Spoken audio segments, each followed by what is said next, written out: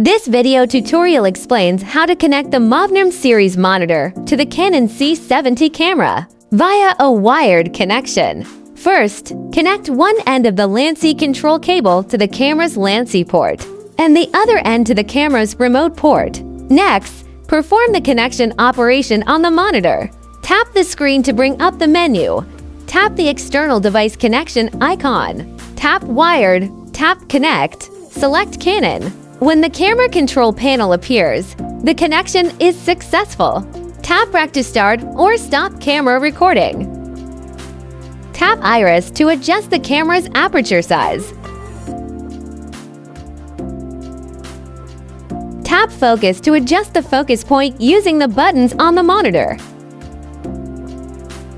Tap the playback icon to open the camera menu via the monitor, where you can view playback, flip pages, and select options. That concludes the tutorial on how to connect the CINENORM series monitor to the Canon C70 camera via a wired connection.